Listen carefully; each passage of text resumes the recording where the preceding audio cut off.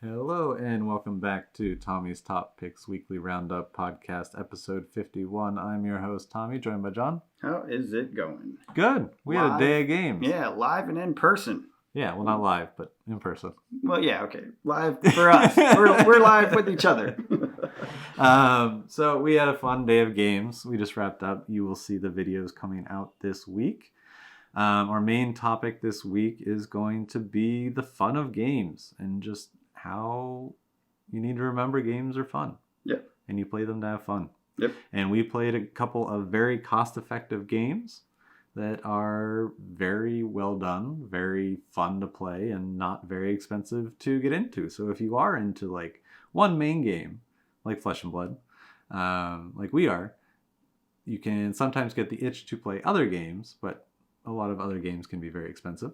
So I think we played two games that very much scratch that different game itch without breaking the bank. Yep, absolutely. But before we get into that, a word from our other channel sponsorship. Tommy's Top Shelf Comics? That's right. What are we sponsoring? I don't know, whatever is happening over there. You're supposed to say something. Oh, yeah. We're sponsored by ourselves. Tommy's Top Shelf Comics. Another great YouTube channel where I talk about comic books with Murphy, and it's a lot of fun. We do the top 5 every week, and we have some other videos in the works. And yeah, check that out. Check it out. And what else? What did you crack this week? Before we go into that, we also, next week is 1 year of the podcast. That's right. So once we get there, to celebrate, we are letting people into our Discord for free. So for a short period of time, there will be a Discord link in the description. It's also on our Twitter. You can go find it there. There's a Discord link to get into our Discord. It is normally patrons only, but to celebrate the year of the podcast, it is live for a week. So hop in while you can. And yeah, looking forward to talking with you, engaging with you, and playing some games. Yeah, got quite a few people from the market update we posted. That was the first time the link was posted, and a number of people joined. So thank you guys for joining. Appreciate you. Yep. But yeah, I didn't crack anything this week besides Soulforge, which I guess we can talk about later. Yeah. But I opened some fun decks. We've got to play them today, so that was very fun. You probably don't want to give that away because that's a video coming out soon too. In fact, that'll be the next video that comes out. Yeah. All these are previews for the future. Yeah. Soulforge. Heck of the game. But I did order a TCG player was having that 10% back sale on Friday, so I picked up a Heart of Fandel.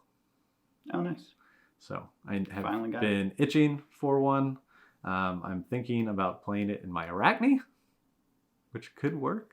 I don't see why not. Yeah, it would be useful. The idea is you are pitching a blue one turn each turn. Yeah. And if you are low health, why not? It's a useful card. Yep. Yeah. Only thing I cracked was some Soulforge mats, and I feel like that's it because everything else I had cracked the previous week.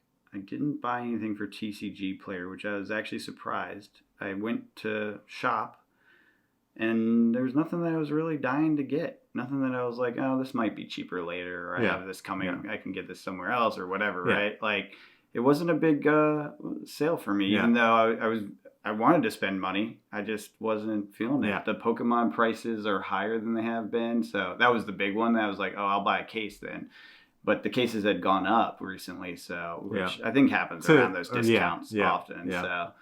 So nothing felt like it was worth the extra push, and I've spent a lot of money on my Egypt trip and other things. So, fair enough. Like I don't need to buy a $600 Pokemon case. Mine was taking advantage of an opportunity to get a playable card. Well, and the cards you wanted for a while. You've been talking about that for a bit. So I should have bought like maybe the full art, mechanologist or mechanoid card. Oh, yeah. Like something like that. Yeah, I probably should have done that, but I didn't even think to.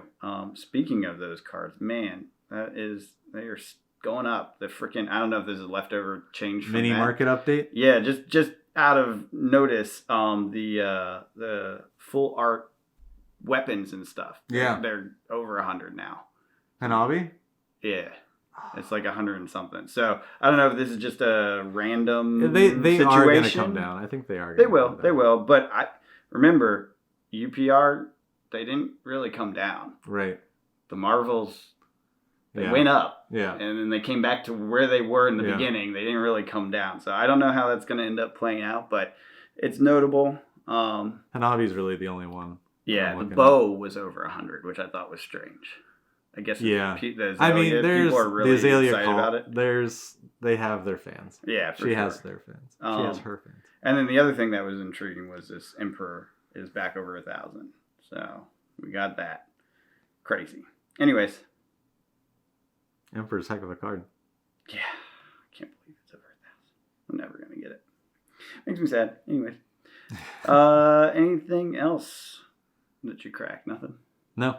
Not that I cracked. What else did you play besides what we're about to talk about? Well, we played Soulforge Fusion. You went to the shop. I went to the shop. I played CC. We had 9 people there, so we played 3 rounds. It was my first in-person Arachne. Figuring out the best way to fulfill contracts and looking at the cards, and we tried a couple different ways because it was the first time at the shop. Like at first it was like, because you're supposed to touch it and look at it. It was really just the player would just lift up the card and show, and then I feel like it's like far enough away. It's much better that way. Okay. Because really they just grab the corner, lift it, so there's no. Okay. Yeah, I was curious how that works in real life because you touching other people's cards and them not being able to see which But cards also just you're touching. reaching over every turn is so awkward. Even like multiple, it's uncomfortable. Interesting. Yeah. Okay, and then you just told them to bottom it. Yeah, I was like top or bottom. I would say top or bottom. Interesting. Okay, cool. Well, that's how Arachne plays in real life. Yeah, I ended up winning one of the 3. All 3 were close games. The first one, I fatigued an Oldham. That's saying something. What? He was like an aggressive sledge Oldham. Okay, so he helped, but I was like, you fatigued an Oldham. Yeah, but I mean, if you think about it, there's a lot of opportunities because that Oldham plays a lot of yellows, and so like you get a lot of silver off of your eradicates, and they play a lot of blues, and they actually do play a pretty diverse deck list of blues, yellow, red. So every one of your big hitters has a good chance. Yeah. Especially with the mask banishing 2. All right. And then because you're generating so much silver, you're getting the mask back and using it a lot. So you're getting through that deck. That's funny. And then you're playing all of your defense reactions. So you just anything big, you're just like unmovable for 8. And you just sit back and then you just wait. That's and then funny. Every once in a while, 0 contract. It's like defensive Bravo where it's just like, all right, block. Hammer for 4. Yeah. Got it. Yeah. That's funny. What else? But and then I played I forget the order. Doesn't matter. Reinar. How'd that go? Not great. I got smashed. It doesn't really work when you can't use your cards to block because they're intimidated. Yeah. So it doesn't matter. Yeah. That's why I like one of the things I like about Reinar right now. Yeah. Is that he messes with that game plan. And it seems it's a game plan. It was close. I think I got him. It was definitely under 5. But then, in a pivotal turn, I drew all 3 red unmovables. No, 2 red unmovables. Remembrance, which doesn't block, and another red. I think it was I don't even remember what it was. But basically, the card hand locked, so I couldn't do anything. And basically, it was like, all right, if I can pitch all 3 cards to play 1 red unmovable. Right. And then it just didn't work. Yeah. And because I got the cards intimidated out of my hand. Yeah. So I had a hand that I literally couldn't block anything with. And then just lethal. Yeah. Got it. Yep. That's fun. Yeah. But it was a fun game. And then I played our Resident Kano. And tell us how you feel, Tommy. I presented lethal. I hadn't lost, but it was Kano for you. Yeah. It was close. I did get him very close to the bottom of his deck. I almost fatigued him. I feel like there were a couple turns where I switched to being a little too aggressive. But those are typically the all red hand except for one yellow kind of hands, where it's like, all right, I'm gonna gain way more I'm gonna lose tempo either way here, but I will lose less by being aggressive. Right, but right. then that leaves me open. Opening, yeah. And then if the turn is one that can be taken advantage of, is what They happened. do. Yeah. Interesting. But so we've now played 3 matches. I've won 1 of the 3.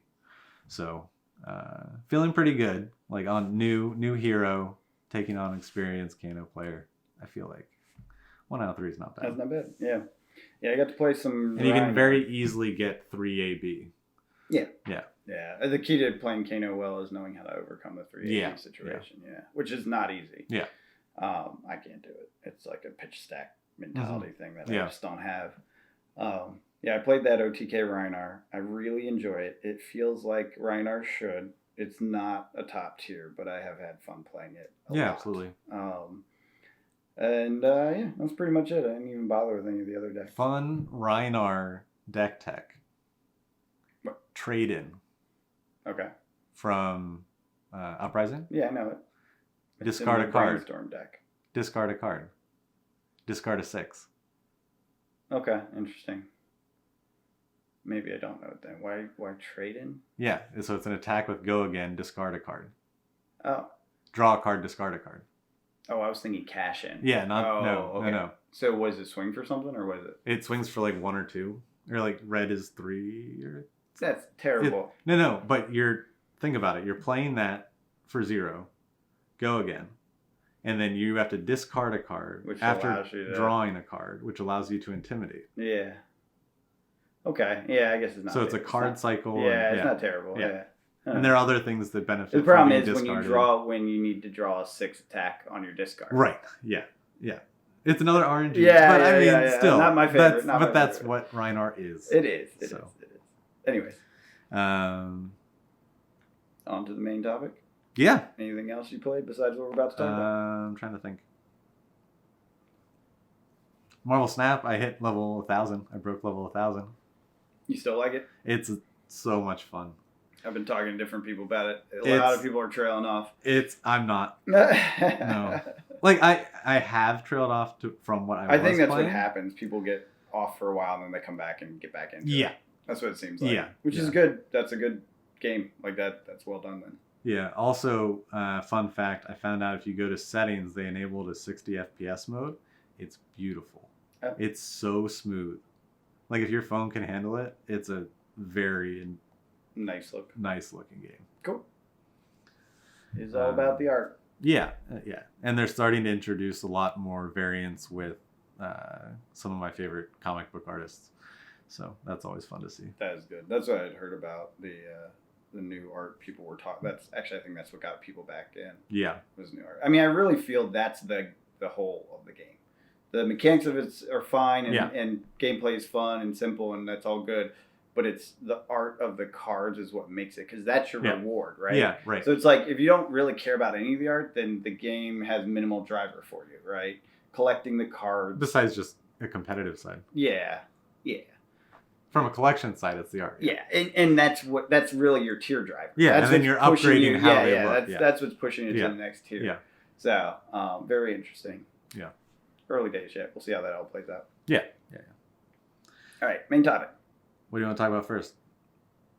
Let's go with Cryptic. Cryptic? Yeah, I think Soulforge will have more to say. Yeah, we've played much more Soulforge. Cryptic, we just played our first couple games. We played 3 games. The first 2 games we played wrong. Very wrong. But we played enough of it correct so that when we did play it correctly the third time, it was smooth. And it is very fun. I do recommend it. At least checking out. Grab 2 of they have these booster decks that are like $15-$16, and it's a 30 card random deck that you can actually just open and play with right out of the gate, and you only need those 2 things. Playmats would be nice, but like you can just put those 2 packs on the table and just play. You don't need dice. Dice help, but They're not. Yeah, you don't really need that many Yeah. counters. There's a few times you might, but you don't need like a life counter. You don't need. It's lightweight. Yeah. That's right. There's no life counter. No. That's nice. Yeah. I didn't even think about that. Yeah. Yep. Very fun mechanic. So you lay out cards as like your life counter essentially, and they die, but they're still playable when they get hit. So that's an interesting mechanic, and it actually helps balance out the push and pull of someone getting an overwhelming board state. Because if they're overwhelming board state, that means they're hitting more of those cards, which means you're getting more cards to your hand. That means your next turn you have more resources to do things with. Yep. So also, like Flesh and Blood, well done on the every card is a resource and a playable. Yes. Which is fantastic. Makes there be a lot more choices that are being made. It feels like a simplified, modernized, sharpened Magic. Absolutely. That's kind of all the same keywords, just different names. Yeah. Same sort of combat style as the Magic with combat. With attacking and blocking. We haven't seen two of the colors, so there's some stuff that I hope is in the game that we haven't seen, like the like instant removal. Yeah, spell I'm assuming that's in black. I assume too. Yeah, we haven't seen much healing. So both of our starter decks were, well, I guess they're not really starter decks; they're booster decks. Yeah, but they were both blue-green. Blue-green. So didn't see a whole lot of variety of different cards. We each had different bombs. Yeah, heroes, superheroes, or whatever they call them. But I don't know. I really enjoyed it. Basically, you can take a hit 6 times before lethal's being presented. So you have 6 shields, but each time one of those shields pop, you get to draw a card, essentially. Some of them have impacts based on that. So you do have an opportunity to play the card immediately that is popped in the shield. So if it has a 0 cost from what's called the 11-day row, then you can just straight on the field. If it's 1 cost and you have 1 free mana, you can do it that way too, etc. It's interesting. Yeah. Sharp game, smart, fast and easy. Definitely a good game to play between rounds. Like this would be something you bring to Flesh and Blood Night, and we finished too early. So hey, you want to just toss down on this real quick? Yeah, absolutely. So. Yeah, probably length of a blitz game. Yeah, maybe even faster once you get going. Like once you know how they can play. I think blitz can be pretty quick. Well, that's fair. Yeah, there are really fast blitz games. Yeah, that's true. Yeah, 2 turns and it's over. Yeah, that's true. Yeah, that's fair. But I don't know. I really enjoyed it. I can definitely see playing more. Out of the 2, I think I prefer Soulforge Fusion. Yeah. But that's just a whole nother preference thing. They're very different. Very different games.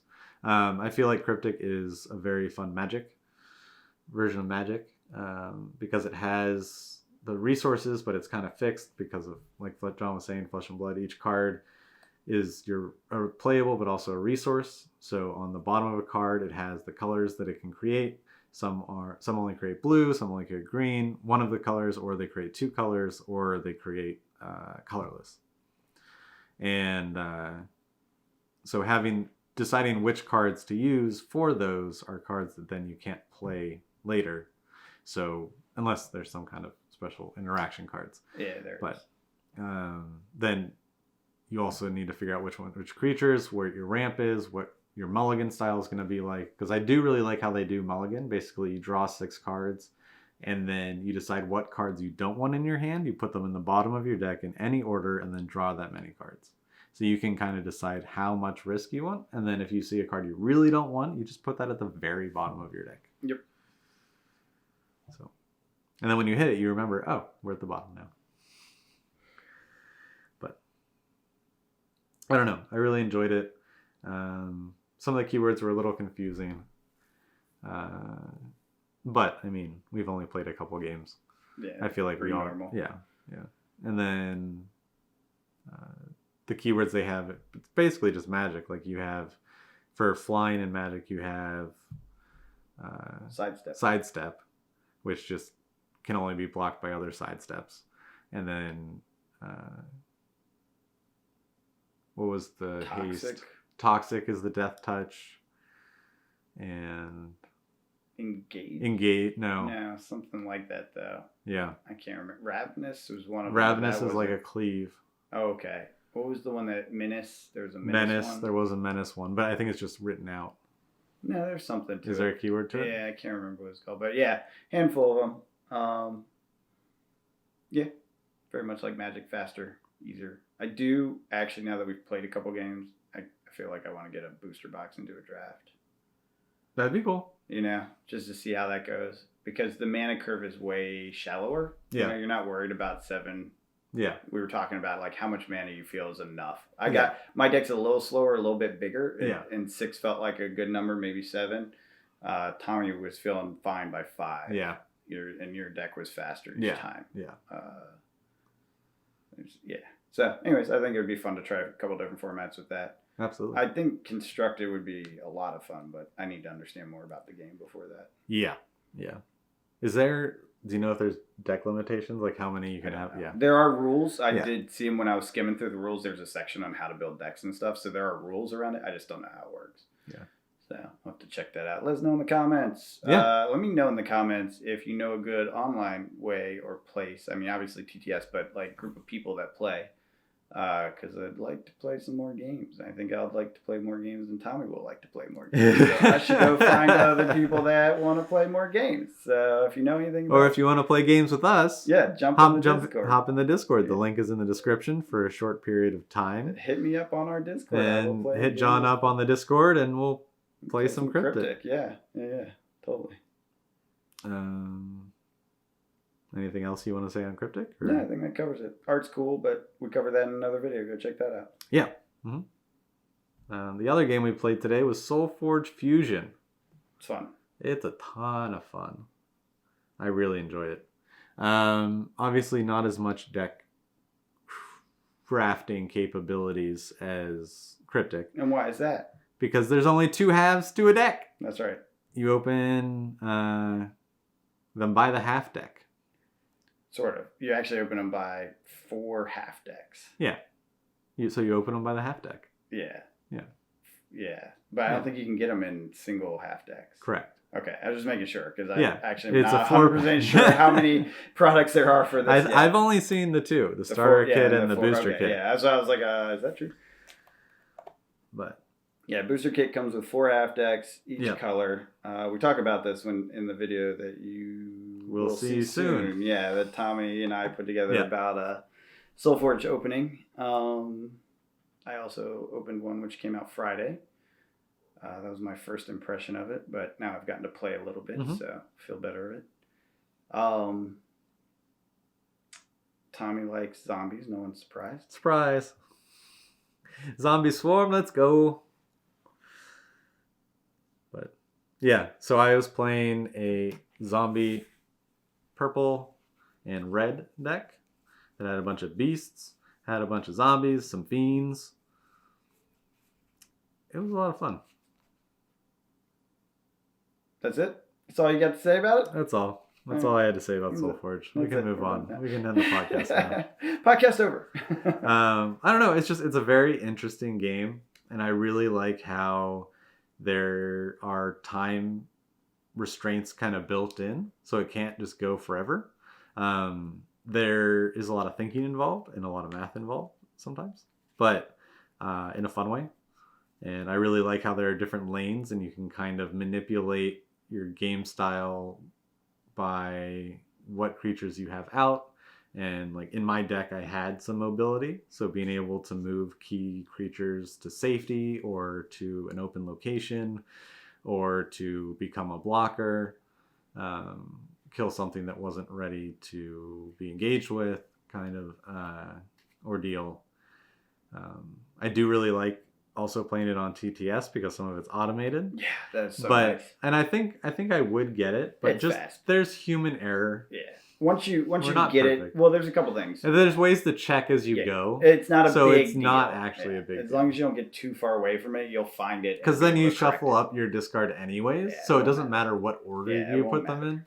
Yeah. So, because basically what happens is every time you play a card and it gets discarded, every time you play a card, you add an upgraded version into your discard pile. So there are 4 cycles in the game. After the 4 cycles, the game is over. But after each cycle, you are then shuffling up your deck, and the cards that you've played have been replaced with upgraded versions of them. So the cards you play earlier in the game, you will then want to play later because they will then be stronger, because there are no resource costs for cards. You are only restricted to only playing 2 cards per turn, alternating back and forth with your opponent, except for when there are cards that allow you to play them for free. You still need priority, but it allows you to play more than 2 cards per turn. So. Yep. It's fun.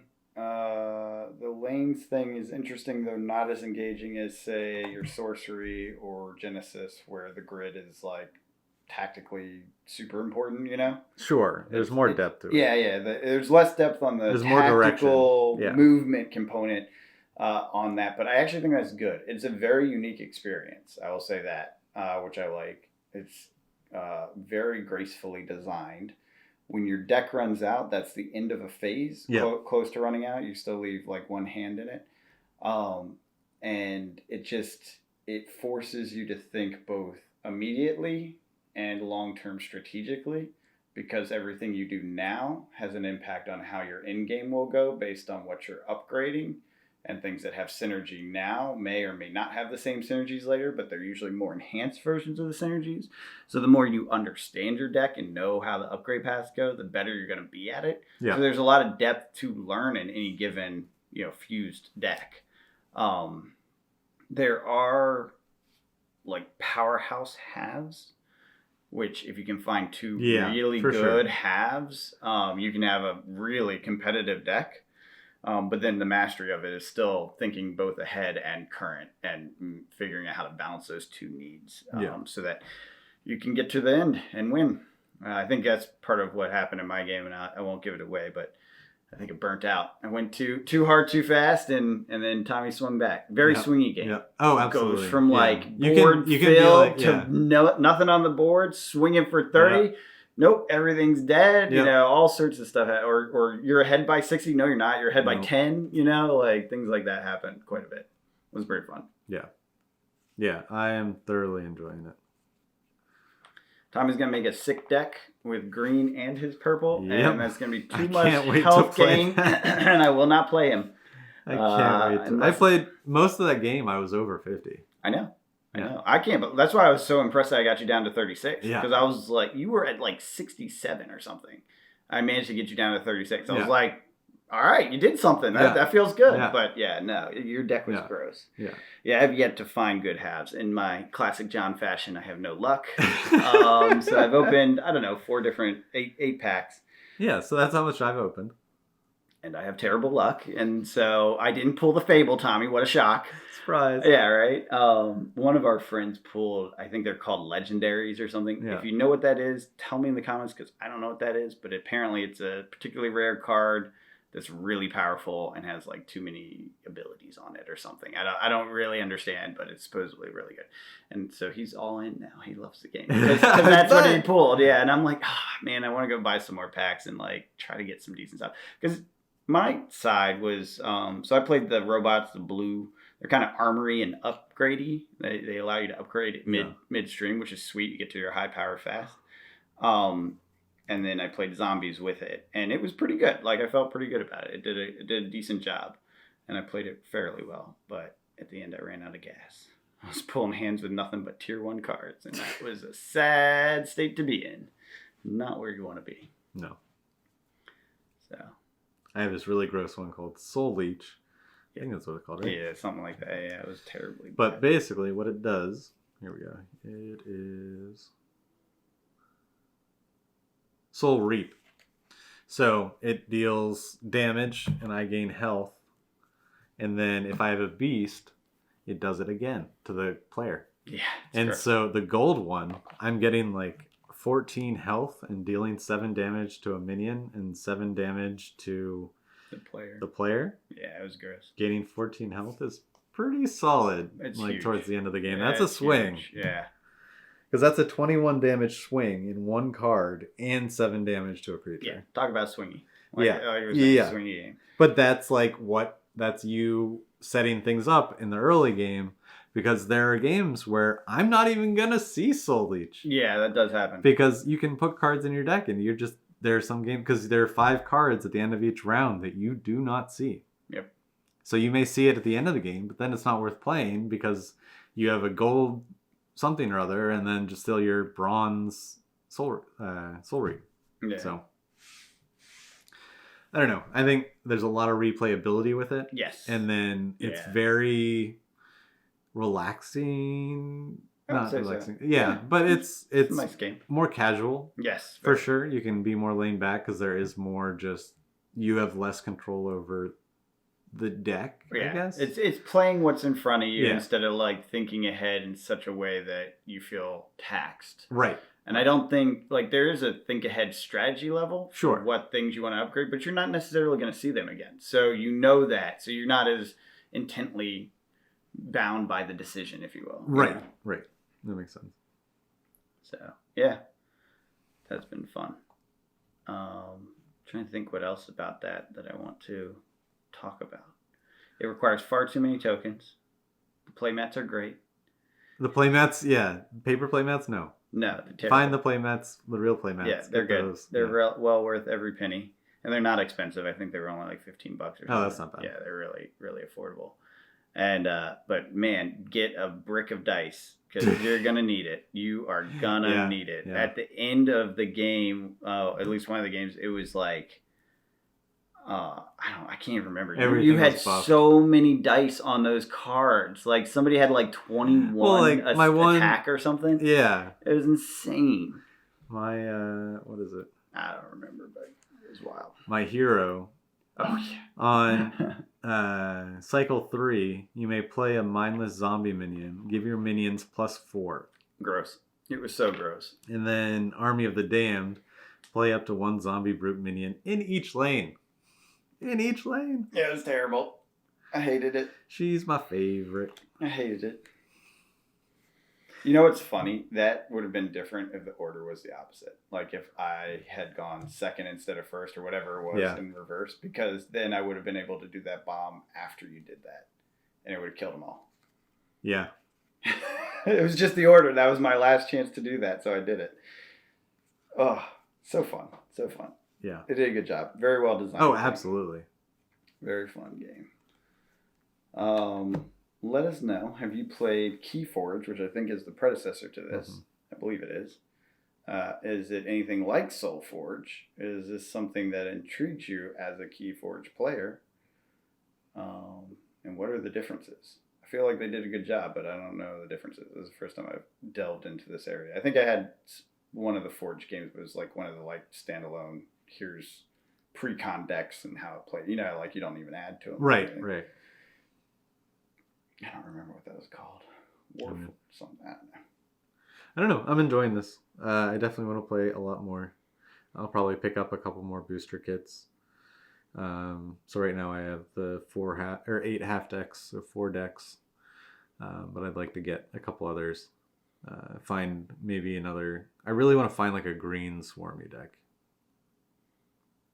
Yep. I hate you.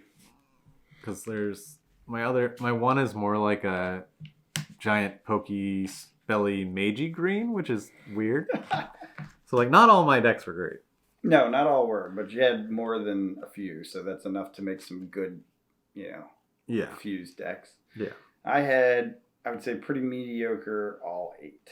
I don't think I had any that were super, super strong. Because the one I wanted to play with, we decided not to play green for sake of length of video. Yeah, because going to 67 wasn't enough white. Yeah. But there's another deck I wanted to play where the other half is green. And it has cards like Glowhive Siren of when you gain health, give this attack equal to the health gain. And when you deploy, you gain 6 health. Mm-hmm. So it starts off as a 6/12. But that persists, so like every time you're gaining health, it's gaining attack. And then like Soothing Mantis is just you gain 5 when you play it. It's a beast, so it interacts with I hate that card. Soul Reach. And then there's even like a spell that gives you health. And then this turn, all enemy creatures lose printed abilities and get defender, so they can't attack this turn.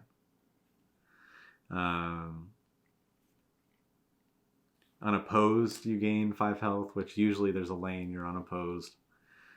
And it has breakthrough. Yeah, that's good. Let's see what else. But I don't know. There's so much depth to this game that I just want to explore.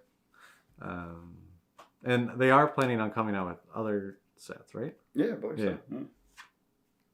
So I wonder if they'll do new colors or if it's just repeats on these colors and variation. I would, yeah. Because the 4 seem fine, assuming they can give the power balance necessary. Because right now, so far, I feel like the robots are the weakest. I would assume 4, because then they would need to change their pack, unless each set has different four colors. Yeah. Which then you start running out of colors. It gets convoluted. You know. You could have combos, right? Like a half pack is 2 colors, right? That's possible, but then it just gets convoluted. Yeah, I don't know how much they do to algorithmically balance, but it's not 100% balanced. But I think there is some mechanics to it because you have the same critter with different adjectives, and there are only slight variations from it. Right. So I don't know how they do that, but it's interesting. 15,000 cards. Yep, that's what it says on the box. That's crazy. Right? It says it on the starter. Oh, the starter kit. Yeah. 15,000 cards. It's a lot of cards. Wild. And it's not like they're all unique. They're the same thing with different, like, modified ability, modified life, or damage, or whatever, right? But that allows them to do 15,000 cards.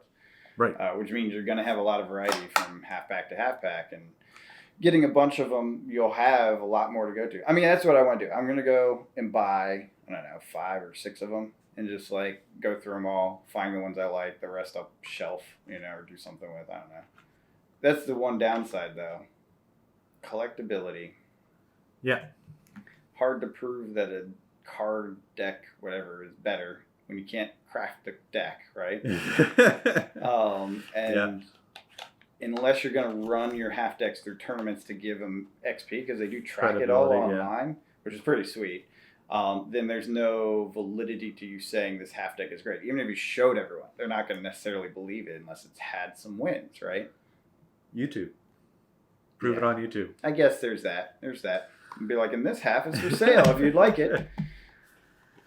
I don't know. I don't think, the main topic of this podcast, games for fun.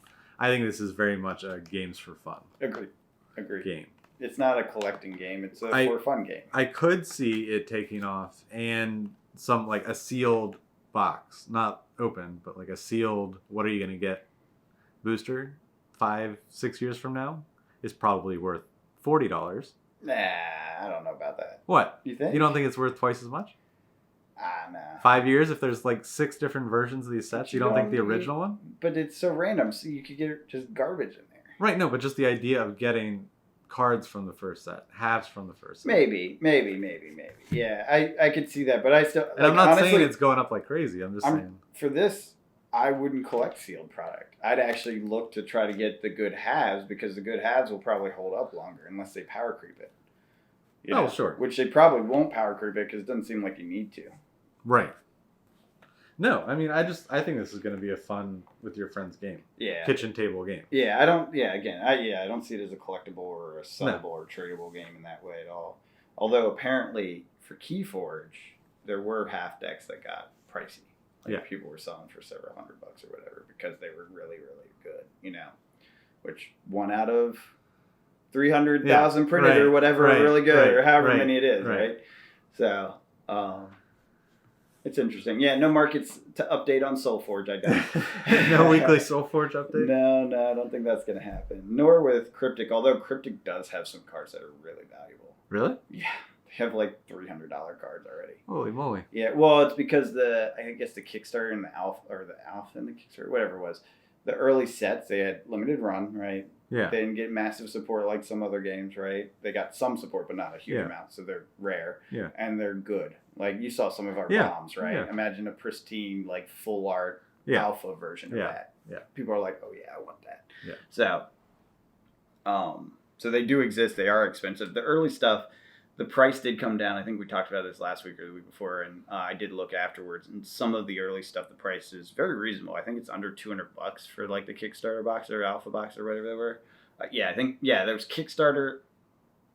Maybe that was the same. I feel like there was a second run, but I could be wrong on that. Yeah. And now the recent run is just coming out where you can buy booster boxes, which is why I'm going to buy one because I think they're like $90 or $99 or something. That'd be fun to draft. That's what I was like. Yeah. $100 to sit down and draft and see how this goes drafting. Yeah. I'm down for it. That seems reasonable, right? Yeah. Plus, I could get some of the other colors. Right. Yeah. Absolutely. I hope. I don't know. Maybe this you set could craft only a has deck. the two. You could craft a deck from the box, I'm sure. Yeah. Which would be fun. Yeah. To try out. That does have a market in that sort of thing. I don't know how big it will get, but people do love the game. Yeah. Yeah, I thoroughly enjoyed it. I thought it was a lot of fun. The first couple of times when we were playing incorrectly, I was kind of like, I don't know. This is pretty. Yeah. And then we played it right. And then I was like, okay, I'm in. It got a lot tighter. Yeah. It was an interesting cycling of decision making. Yeah. Yeah, it's a lot of fun. I would play that quicker than I would play Magic one-on-one. That's actually what I was thinking, is this might replace Magic for me. Yeah. Because I still play Magic pretty regularly. So this might be the thing that fills that. Because it fixes the thing I hate the most about Magic, correct. which is broken mana. But the reason I play Magic, when I play Magic, is because the people I'm playing with are people that play Magic. Won't get them to play this. I've tried with every card game, and these people, it's just, they're Magic people. All right, well, fine. I guess that's fine. I mean, it is what it is. And I'd rather play Magic than, like, a video game. Or, like... Sure. I mean, I would just bring these cryptid booster boxes and be like, here, toss it at their face and be like, sit down, we're playing. Yeah. And get them into it and be like, you can keep it, it's fine. Yeah. And just get more of them and do that. Like, I feel like that's a much better use of time. Because you're going to get the same thing quicker than a Magic game. Yeah. Cleaner curve. Yeah. You know what I mean? Like, it's Magic 2.0. It's less the messy. way I feel. Yeah, it's a very cleaned up Magic. And the designer's apparently really brilliant. Has come up with a lot of stuff about keeping the game balanced and all this stuff. I don't know too much about it, but I have heard that, like, the algorithm to keep the little half decks balanced is like wait, this is for Cryptic. They're Cryptic aren't half decks. I mean, not half decks. Sorry, the booster decks, because they're randomized, but they're apparently balanced in the way they're structured. Which, while Tommy's beat me every time, I think part of that is I don't know how to play. Well, 2 out of the 3 games we didn't play correctly. There's that. And then on top of it, mine feels like one where you defend, and then come in the end. It's one of those slow ramp decks with like big stuff with the end. And I don't know how to strategize I leaked in too much in the beginning. And I just didn't know. And also that card that can't be blocked. Yeah, that one really is messed up without card like removal. That one is really messed up. There is one card that it's not one of the other statuses called sidestep. It literally just says cannot block, cannot be blocked. Which means I'm taking a hit every turn. You only have 7 hits till you're dead. And usually by the time I came in, I only had a few hits left. So I was also using life as a resource a little too much. I know that, but I kind of wanted to see what would happen. Yeah. Because there was a few times where I could have blocked and I decided not to. And I was like, nah, I want to maintain board state. I think this will be more advantageous. But I think with that deck, opposite. You can't. You should be stopping every hit you can. Because then your bombs come out and they're not getting rid of those. Yeah, right. Yeah. And maybe I was just playing it backwards. It's fine. It's fine. That's how you learn. Yeah. But yeah, very fun. Enjoyable. But I would like to get people into that because I think it's a better game. It's Magic better. I'm down for a draft night. Yeah. Try to get a group together. Yeah. Do a 6-person draft, see how that goes. Madness. Be fun. Cool. What other games?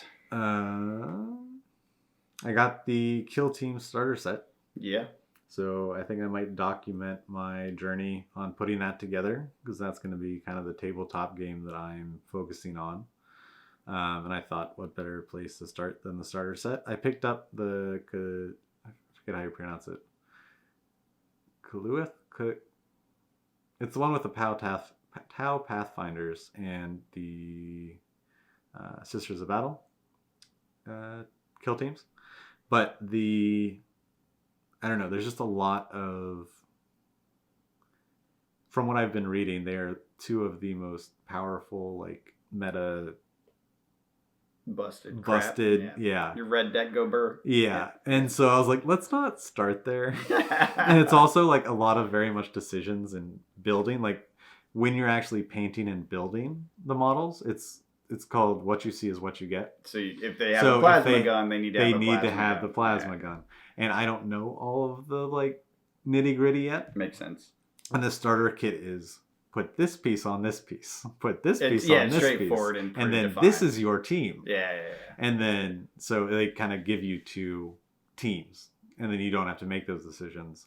And so I figured I would get this built, this painted, play a couple games, and then look at the armies and see what else interests me. Because the Orc Commandos definitely interest me. They seem super cool. The veterans seem pretty interesting as well. But then I have the Sisters and the Tau for when I'm ready to build those and get those done. Well, when you get it done, we got to give it a shot. We will. X-Wing 2.0 as well. I want to play that with you because it's been a lot of fun. I almost bought some. Speaking of, we just went to Tommy's shop, recent shop, moved to a new space. It is top deck. So big. It's huge. I'm super excited. It's a worthy game store. Yeah, like a lot of them are corner holes in the wall sort of thing. I always felt, I don't know if anyone out there knows Maryland's game scene, but they have a lot of very big game stores because there are a lot of very gamey nerds down there, and it can support big game stores. And up here in Philly, it always felt like it wasn't quite as developed a community. It's starting to feel like it is. Like this store made me like, oh, this is like how Maryland is. Like this is pretty sweet. It's obviously growing if they moved into a place like that. And that I'm thinking like that's where I'm probably going to end up buying more X-Wing stuff because they had a good selection. That's the first time I've seen like a really good selection of stuff. I almost bought something, but I didn't. Yeah, I'm sure it'll be on their calendar. Yeah, that would be worth checking out. Other games, X-Wing, I'm definitely going to try to play. There's a shop near me that I think hosts it, so I want to try to get that done. Cool. And then, we got to get a game on video too. Mm-hmm. We should do that soon. Yeah, on our next get together. Yeah. But because we have a lot more, we're going to have a lot more opportunities to do these kind of days where John and I can get together and make a bunch of videos, gameplay videos, and share all these games that we've been playing on the side or like just wanting to play but haven't had time to. Yeah. And now we can actually get through and get to and share the things we're getting into. Yeah. Because they're really fun. And we want to share what we're playing. Getting close. Getting there. Yeah, absolutely. Anything else you want to talk about before we wrap things up? This week, what's coming up? Bunch of SoulForge Fusion stuff. Nah, we'll spread it out. We should well, there's some stuff. Yeah, we do have some stuff coming out this week, but we'll spread it out. You'll get it over maybe one SoulForge this week, one Cryptic, because I do want to get that Cryptic video out. I did really enjoy that. Yeah. I mean, both of the games I enjoy. And then we'll have the market update over at Tommy's Top Shelf Comics. We'll have the top 5 coming out Tuesday. Pokemon market update. Murphy and I are getting together next week, so that'll be fun. I'll get to see him. Nice. Yeah, I think that's it. Podcast. Our 1-year podcast next week. Right? Don't forget the big podcast. We forgot the big podcast. Well, it's not later this week. It's next week. I guess that's true.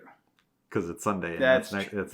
Fine. Fair enough. But you brought up the podcast and you didn't realize that it was the big.